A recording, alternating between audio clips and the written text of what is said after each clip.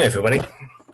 Today I'm going to be talking about a model or a family of models called the Aggregate Loewner evolution, which is a kind of continuum version of various lattice models, or it contains continuum versions of models like DLA, the Eden model.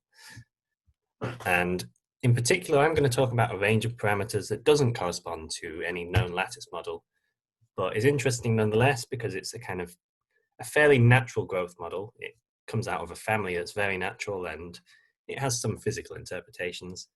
And the kind of scaling limit as the particles get very small is the world famous Schramm-Loewner evolution. So one interesting thing about the conformal setting, which people often remark on when I first show this to them, is that the particles aren't always the same size or shape. In the lattice, obviously, every particle is just a lattice element. But in the conformal setting, based on where you attach, the particle can be very distorted. And in other settings, other regimes of the parameter, other than the one I'm considering here, it tends to be the size that gets distorted. And so you can compensate for it by just rescaling the particles before you attach them.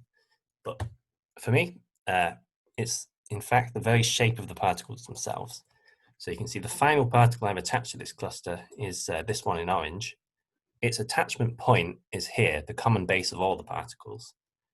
But it's taken this ridiculous circuitous route out of the cluster in order to emerge here. And if you read my paper, I'll explain in more detail how this actually happens. The idea is every single particle, or the latter particles, they look a lot like an SLE because essentially what I'm attaching is this orange part. The way it's emerged from the cluster is fairly unimportant. Like the difference between here on the left and here on the right is almost nothing. So I'll talk about the technical machinery we need in order to find my scaling limit result. I'm going to assume that everyone watching this, or at least most people, will be familiar with, or at least have heard of the Schramm-Loewner evolution and might have a vague idea about Loewner's equation. There are good sources out there referenced in the paper I'm talking about, including, I think Werner's lecture notes are very good if you can find them, about 2008. I'll give you a vague idea here though. So there's one-to-one correspondence between compact subsets of the complex plane and a certain family of conformal maps whose domain is a kind of fixed reference domain, the complement of the closed unit disk in the Riemann sphere. And this correspondence comes from the codomain of a map is the compact. I'm going to call them clusters. So here you can see the cluster is the closed unit disk and these three particles. And the map sends the outside of this disk, outside of the circle here, to the outside of this whole shape. Loewner's equation tells you if you've got an evolving family, like a time-indexed family of these clusters, so think of it as a cluster growing in time with the growth concentrated at a single point, you want to describe it as an evolving function on the boundary of this reference domain, so on the circle. And Loewner's equation does exactly that. It says if you give me a driving function, so a function time in from the real half line in taking values in the circle, then this differential equation, it's not that important what it is, it's important it has a solution. It's always got a solution. And in particular, that solution is a map from your reference domain, the external disk, into the complement of some cluster evolving in time. And the Schramm-Loewner evolution is what you get when, for this driving function, you choose Brownian motion with this diffusivity parameter kappa. I'm going to be considering the kappa equals 4 case. So I'll show you a quick simulation of that now. So here on the right, you can see the driving function. That's a standard Brownian motion multiplied by 2, although obviously you can't tell that from the scale. And here on the left, you can see the Schramm-Loewner evolution being driven by the Brownian motion. You can kind of see when this goes up, the curve turns to the left, and when it goes down, the curve turns to the right. Now, obviously, the scale invariance of Brownian motion makes that more of a complex thing, but in general, when the movement of a driving function tells the cluster which way it should be growing in, left or right. So I'll leave this to run to the end because I'm quite pleased with it, even if it is going to push me dangerously over time.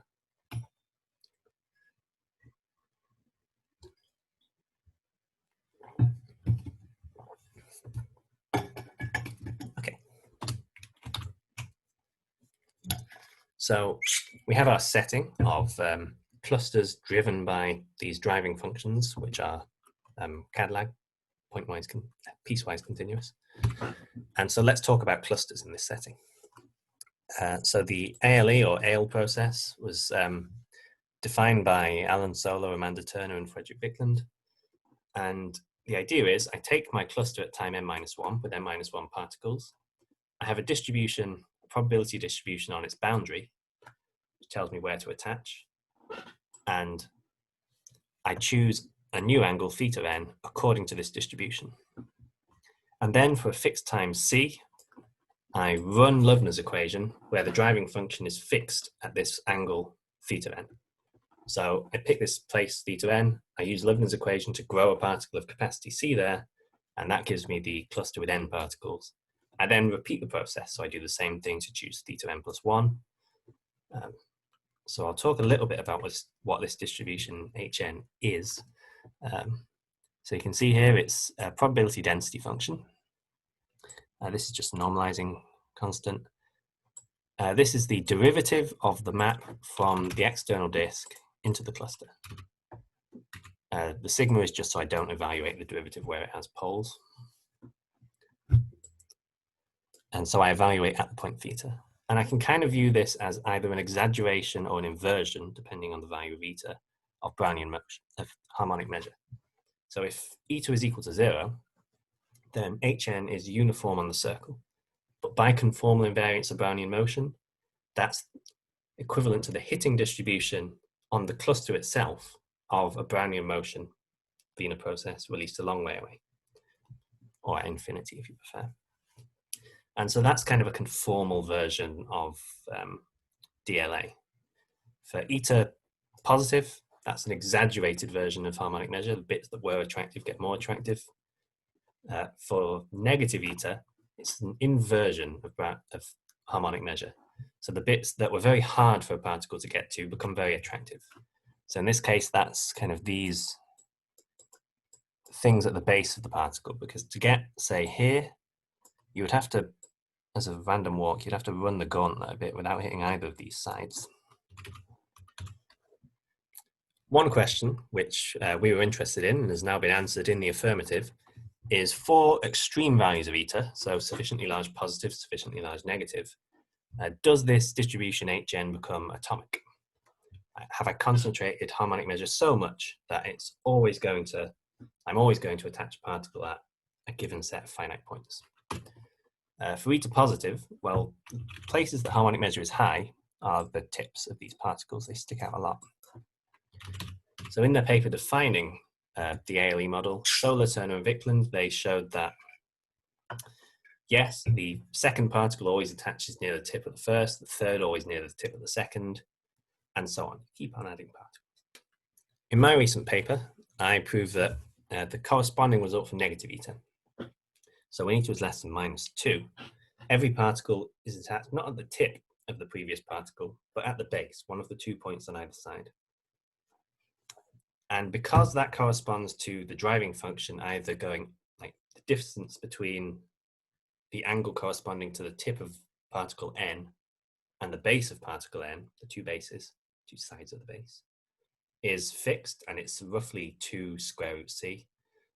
That means that what I get as a driving function is I kind of have theta n, and then it will either be theta n plus 2 root c or theta n minus 2 root c times c later. And so this gives you a diffusive scaling. What you get is this random walk converges to a Brownian motion. And we have quite a powerful result, which says if two driving functions are close, so say my random walk is close to a Brownian motion, then the resulting clusters are also very close. And so I can say, oh, if I can show the driving function is a Brownian motion in the limit, then I know automatically that the cluster is a Schramm-Lövner evolution. I'm happy.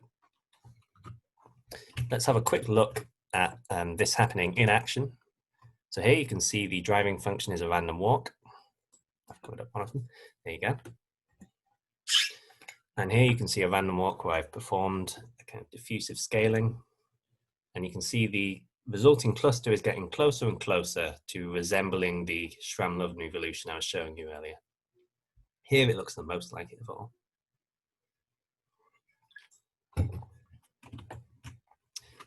So you can kind of see from that the driving function was converging to a Brownian motion. That kind of comes out of a stack of powerful results we've got. The continuity of the map sending a driving function to the cluster, and just Dunsker's invariance principle. So the real content comes in saying that you do attach, like particle n does attach near the base of particle n minus 1. I'm afraid you'll have to look in the paper if you want the technical details of that, but suffice it to say, we really get this from the analytic properties of the map. We know this map explicitly, and so that lets us compute things we couldn't do in the lattice setting. So thanks for watching, everyone. If you want to read the paper, I've got the archive link here. I hope you enjoy the rest of the symposium, and see you at the question and answer session. Goodbye.